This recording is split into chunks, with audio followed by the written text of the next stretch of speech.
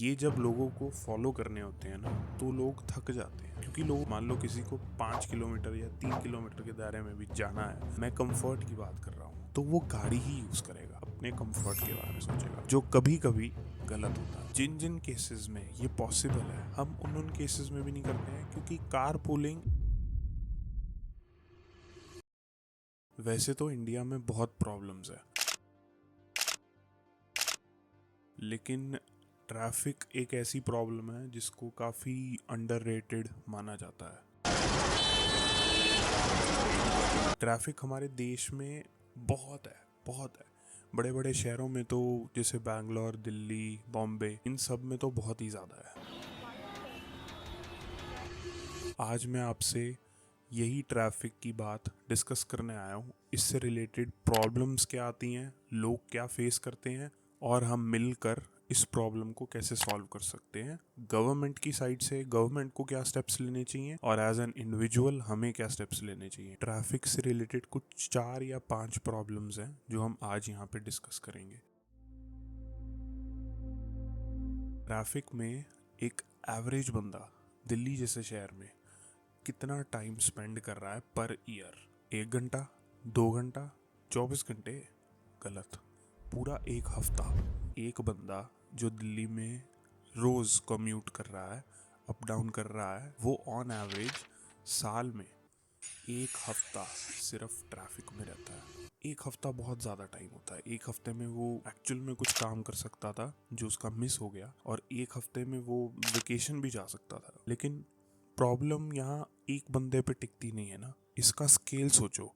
सोचो कि हजारों लाखों लोग रोज ट्रैफिक में फंसते होंगे, ऑन एवरेज सबका टोटल कितना वक्त ज़ाया होता होगा। इससे ऑब्वियसली उनके काम पे और उनकी लाइफ में कितना फ़र्क पड़ता होगा। एक रिसर्च में कंजेशन कॉस्ट करके कोई फैक्टर निकाला था उन्होंने, जो कि कुछ 4 वेरिएबल से बनता है। प्रोडक्टिविटी लॉस, जिसकी बात हमने अभी की। दूसरा एयर पोल्यूशन कॉस्ट, जो हवा में गाड़ियों की वजह से एयर पोल्यूशन आता है, उसको कंट्रोल करने के लिए जो मेजर्स लेते हैं उनकी कॉस्ट। जो एक्सीडेंट्स होते हैं उनकी कॉस्ट, जो एक्सीडेंट हुआ है उसकी वजह से जो ट्रैफिक लग रहा है वो कॉस्ट, और एंड में जो फ्यूल कॉस्ट इनकर होती है गाड़ी की, उसको नज़र में रखते हुए ये कंजेशन कॉस्ट निकाली है। उस रिपोर्ट के अकॉर्डिंग ये कंजेशन कॉस्ट 2030 तक $14,700 मिलियन, सिर्फ एक कंजेशन कॉस्ट, ट्रैफिक में फंसने की कॉस्ट। तो आप सोचिए इतनी कॉस्ट इनकर करने के बाद इकोनॉमी को कितना लॉस होगा।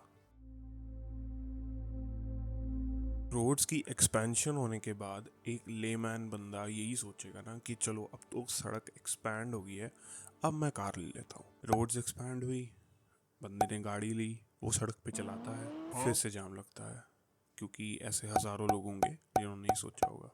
फिर से सड़क एक्सपैंड होती है और ये लूप चलता रहता है। इसी को हम इंफ्रास्ट्रक्चर पैराडॉक्स कहते हैं। ये कभी ख़त्म नहीं हो सकता है। दिल्ली का ही एग्जांपल ले लेते हैं। दिल्ली जैसे जगह पे 23% जो लैंड एरिया है दिल्ली का, वो सिर्फ सड़कें हैं।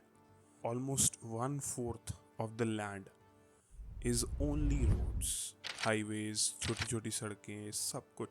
मैं ये नहीं कह रहा कि सड़कें बनाना एक गलत चीज़ है, नहीं, सड़कें बनाना भी एक डिपिक्शन होता है एक शहर का कि वो डेवलप हो रहा है। जैसे रूरल एरियाज में डेवलपमेंट होती है तो सड़कें बनाना एक बहुत बड़ा प्रोजेक्ट माना जाता है उसको। सड़क बनाना तो सिर्फ आधा काम होता है, उसके बाद सरकार को क्या करना चाहिए वो हम आगे डिस्कस करेंगे, क्योंकि वो एक सोल्यूशन का पार्ट है। हर एक इंडिविजुअल की पेशेंस अलग होती है, हर एक इंडिविजुअल की ईगो अलग होती है। ये वाली प्रॉब्लम में इंडिविजुअल लेवल पे ही बात की गई है। लेन डिसिप्लिन और ट्रैफिक लॉज को फॉलो करना ये लोगों के लिए बहुत भारी काम होता है। ये जब लोगों को फॉलो करने होते हैं ना तो लोग थक जाते हैं, क्योंकि लोगों को होता है यार एक आदमी ने उनके सामने लाइन तोड़ी है तो वो क्यों नहीं तोड़ सकते, कौन पूछ रहा है, कौन देख रहा है। ये जो मी फर्स्ट मेंटालिटी है, हम फर्स्ट यही प्रॉब्लम खड़ी करती है आगे ट्रैफिक के लिए। फरारी की सवारी मूवी में एक सीन था जिसमें शर्मन जोशी मेन लीड होता है, वो स्कूटर चलाता है और वो ट्रैफिक सिग्नल तोड़ देता है। उसको पता नहीं चलता कि उसने तोड़ दिया है, लेकिन जब उसको पता चलता है, उसका बेटा बताता है उसको जो पीछे बैठा होता है, तो वो अपने आप ट्रैफिक पुलिस वाले के पास जाता है और बोलता है मेरा चालान काटो। ट्रैफिक पुलिस वाला बोलता है तू चला जा, तेरे को किसने देखा है, प्रूफ तो है नहीं। तो वो कहता नहीं, मेरे बेटे ने मुझे देखा है ट्रैफिक रूल तोड़ते हुए। अगर उसने मुझे ऐसे देखा कि मैं ऐसे निकल गया बिना पनिशमेंट के, तो वो भी आगे जाके ऐसे ही करेगा। ये चीज़ 1% लोगों में भी जिस दिन आ गई ना, ट्रैफिक का भला हो जाएगा। लोग टू व्हीलर ज़्यादा प्रेफर करते हैं क्योंकि एक तो ये इकोनॉमिकल भी होते हैं गाड़ी से, और दूसरा तुम काफ़ी कम स्पेस में काफ़ी जल्दी जा सकते हो। इवन छोटी छोटी गलियों में भी तुम निकल सकते हो, अनलाइक गाड़ी, जैसे गाड़ी नहीं निकल पाती है। मान लो इतनी सी जगह है साइड पे, वो लेन नहीं है, वो साइड पे एक जगह है, वहाँ से बाइक निकल सकती है। वहाँ पे इतनी जगह है, बाइक जितनी जगह है, तो वहाँ पे तो जाना ही जाना है, इरिस्पेक्टिव ऑफ वहाँ के एरिया का लॉ क्या है, वहाँ लेन है कि नहीं है। ये देख के पीछे बाइक्स वाले भी देखते हैं, अरे हाँ यहाँ से तो रास्ता निकल गया, मैं यहीं से चला जाता हूँ। आगे जाके चाहे वो ब्लॉकेज हो चाहे कुछ हो, पीछे बाइक्स की एक लाइन लग जाती है, और लोग गाड़ी से कम्यूट कर रहे हैं या किसी भी और मीडियम से कम्यूट कर रहे हैं, उनको दिक्कत होगी ही होगी, कंजेशन बढ़ेगा ही बढ़ेगा। लोग काफ़ी ज़्यादा कंफर्टेबल रहना चाहते हैं, जिसमें कोई बुराई नहीं है, कौन नहीं रहना चाहेगा अगर उसको फैसिलिटी मिलेगी। अगर छोटा डिस्टेंस है, मान लो किसी को 5 किलोमीटर या 3 किलोमीटर के दायरे में भी जाना है, मैं कंफर्ट की बात कर रहा हूँ, तो वो गाड़ी ही यूज़ करेगा। डेटा के अकॉर्डिंग दिल्ली जैसे शहर में अगेन 45 to 50% जो कम्यूट होता है वो with in 5 kilometre of radius के अंदर होता है। तो इसमें आपको क्या लगता है, लोग गाड़ियां लेके जाते हैं कि टू व्हीलर्स या साइकिल्स या पैदल चले जाते हैं? ठीक है, कभी कभी फैक्टर्स होते हैं, जैसे 5 किलोमीटर के अंदर अंदर ही किसी को इमरजेंसी है, तो सबसे फास्टेस्ट वे ऑफ कम्यूट चाहिए, तो वो गाड़ी प्रेफर कर लेता है। बाहर धूप बहुत है, गर्मी हो रही है, जाना है, या फिर अगर बंदा सोचता है कि मैंने पैदल जाना है तो मैं साइड वेज से जाऊंगा या पाथ वेज से जाऊंगा, वो जो फुटपाथ्स हैं वो अच्छी तरह मेंटेन नहीं है। ये सब फैक्टर्स हैं ऑब्वियसली, लेकिन जहाँ पे नहीं है वो इकोनॉमिकल तरीका ना चुन के अगर एक गाड़ी चुने, तो वो अपने कंफर्ट को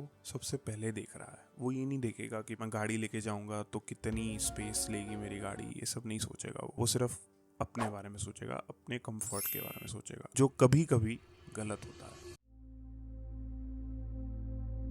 अगर एक बंदा रोज कम्यूट कर रहा है, उसका ऑलमोस्ट आधा घंटा, पौना घंटा या 15 मिनट ट्रैफिक में ही जा रहे हैं, आप सोचिए वो कितना इंड्योर कर रहा है सिर्फ एक ट्रैफिक, जिसका रीजन शायद वो भी ना हो, राइट? फिर भी उसको ट्रैफिक मिल रहा है क्योंकि बाकी लोग नहीं फॉलो कर रहे हैं। आगे जाके हो सकता है रोज रोज चला के उसको फटीग होता हो, बहुत ज्यादा टायर्डनेस होती हो। इवन जब उसका कम्यूट खत्म भी होगा, वो काम के लिए निकला है, राइट? तो वो काम पे जा रहा है, काम पे पहुंचा है, और 15-20 मिनट जो ट्रैफिक में फंसा है, जो मेंटल स्ट्रेस हुआ है उसको, उसकी वजह से उसकी प्रोडक्टिविटी पे भी तो असर पड़ेगा ना। कई रिपोर्ट्स ने तो ट्रैफिक को वॉर जोन ही बोल दिया है, कि ऐसे लगता है कि तुम एक वॉर जोन के थ्रू निकल के आ रहे हो। पहले पॉइंट में मैंने एयर पोल्यूशन की बात की थी, वो चीज़ हेल्थ पे कितनी इम्पैक्ट करेगी आप खुद सोचो। चलो गाड़ी तो बंद क्लोज स्पेस में होती है और उसमें एयर प्योरीफायर्स भी होते हैं, लेकिन आप सोचो जो लोग रोज ऑटो से जा रहे हैं और बसेस से जा रहे हैं, जो ओपन बसेस होती हैं, उनमें एयर पोल्यूशन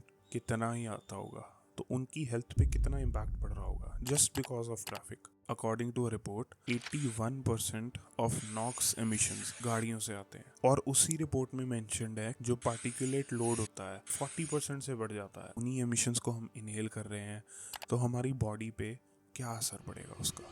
अब हमने 5 प्रॉब्लम्स तो डिस्कस कर ली हैं, लेकिन उनके सॉल्यूशंस क्या हैं, हम एक एक करके सोचेंगे, डिस्कस करेंगे, और गवर्नमेंट की साइड से कौन से इनिशिएट्स होने चाहिए और इंडिविजुअल की साइड से क्या होना चाहिए, वो भी हम डिस्कस करेंगे। सरकार को पब्लिक ट्रांसपोर्ट इंडोर्स करना चाहिए। रिपोर्ट्स कहती हैं कि पब्लिक ट्रांसपोर्ट को इंडोर्स करने के लिए सरकार को जो इंफ्रास्ट्रक्चर है उसको पब्लिक सेंट्रिक बनाना चाहिए रादर देन कार सेंट्रिक। अगर सब कुछ हम कार सेंट्रिक के हिसाब से करते रहेंगे या सरकार कार सेंट्रिक के हिसाब से करती रहेगी, तो फिर कार्स को ही बढ़ावा मिलेगा और वही इंफ्रास्ट्रक्चर पैराडॉक्स चलता रहेगा। अगर हम पब्लिक सेंट्रिक बनाएंगे तो हम पब्लिक ट्रांसपोर्ट को यूज कर सकते हैं ऑन ऑलरेडी एग्जिस्टिंग रोड्स। एक सेक्टर जो बहुत ही ओवरलुक कर दिया जाता है वो है इनफॉर्मल सेक्टर। इनफॉर्मल सेक्टर आप बोलेंगे क्या है, वो है ई रिक्शाज, ऑटो रिक्शाज। तो सरकार इन पे भी काम कर सकती है और रिफॉर्म्स लेके आए जाएं जिससे ये थोड़ा और ऑर्गेनाइज सेक्टर बन जाए इनफॉर्मल के बजाय।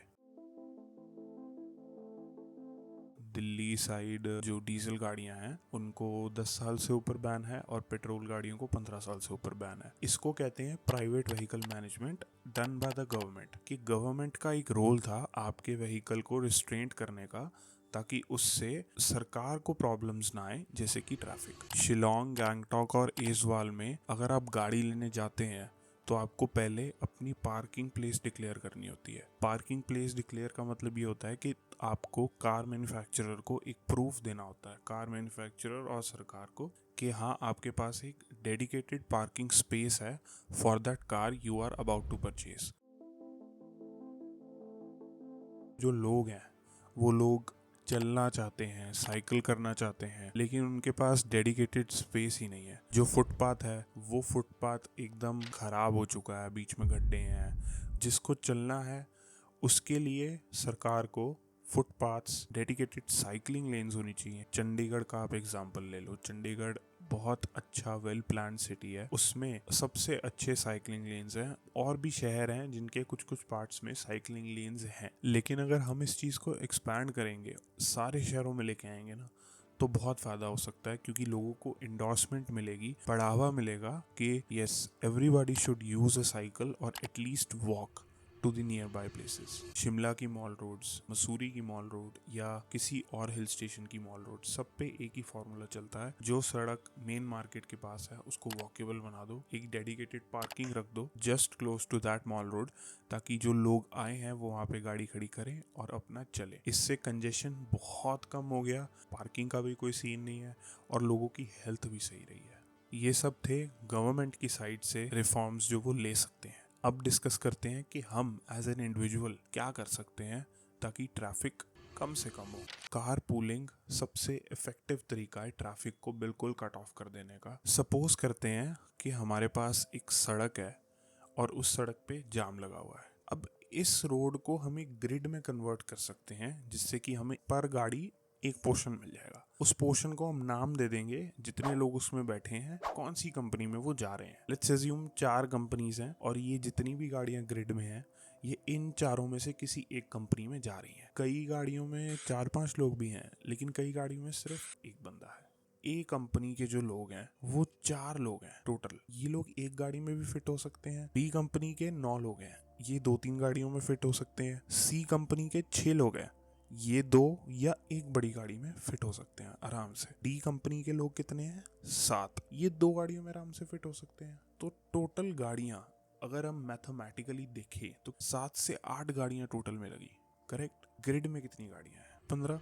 50% कट ऑफ सीधा सीधा हो जाता है अगर हम कार पूलिंग करेंगे। हालांकि मुझे पता है कि मैथमेटिकली जो कार पूलिंग की हमने फॉर्मुलेशन की है वो रियल लाइफ से बहुत ही अलग होती है, क्योंकि एक बंदे को काफी दूर से आना है या एक बंदे का आउट ऑफ द वे है ऑफिस, ये सब फैक्टर्स तो होते हैं। लेकिन जिन जिन केसेस में ये पॉसिबल है हम उन केसेस में भी नहीं करते हैं, क्योंकि कार पूलिंग एक्चुअल में एक नॉर्म नहीं है। अगर हम कार पूलिंग को एक नॉर्म बनाएंगे, एक आदत बनाएंगे, तो हो सकता है 50% नहीं, कम से कम 20% तो ट्रैफिक में कट ऑफ आएगा due to car pooling, which is huge in terms of scale. हमें अपनी तरफ से एटलीस्ट छोटे डिस्टेंसेस के लिए वॉक्स प्रेफर करनी चाहिए। अगर आप ये सोचेंगे कि मैं अगर गाड़ी में जाऊंगा और एक ड्राइवर आगे बैठा हुआ है और मैं पीछे बैठा हूँ तो मेरी टॉर बढ़ेगी या ऐसा कुछ, तो ऐसा बिल्कुल नहीं होता है।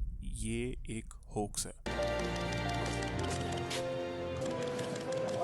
मैंने लेन डिसिप्लिन की बात की थी पहले, वो तभी पॉसिबल है जब हमारे अंदर सेल्फ डिसिप्लिन होगा। आपको ये सोचना चाहिए कि अगर मैं रेड लाइट तोड़ता हूँ तो मुझे कोई ना कोई सड़क पे तो देख रहा है, वो क्या सोचेगा? वो यही सोचेगा ना, मैं क्यों रुकूं, मैं भी चला जाता हूँ। और फिर उसके पीछे पीछे और लोग ये सब करने लगेंगे, which will result in the problem we are talking about, traffic. Lastly मैं यही कहना चाहूँगा कि हमें ये नहीं सोचना चाहिए कि पहले कोई करेगा तो मैं करूँगा, ये पहले सरकार कुछ कदम उठाएगी तो मैं करूँगा। हमें अपनी तरफ से स्टेप्स लेने शुरू कर देने चाहिए, क्योंकि ये प्रॉब्लम बहुत बड़ी है। जैसे मैंने डिस्कस किया है, अगर इसका सोल्यूशन अभी से शुरू नहीं किया तो आगे जाके प्रॉब्लम और किसी को नहीं, हमें ही आने वाली है। किसी और को ब्लेम करने से पहले हमें खुद सोचना चाहिए कि हाँ, हमने सही किया था अपनी साइड से, क्या हमने सारे रूल्स फॉलो किए थे? हमारा देश है, हमें इसको एक एजुकेटेड बंदे की तरह रखना है, ना कि एक गार्बेज की तरह सरकार भी अपना काम करती रहेगी, लेकिन आपको भी अपना काम करते रहना चाहिए।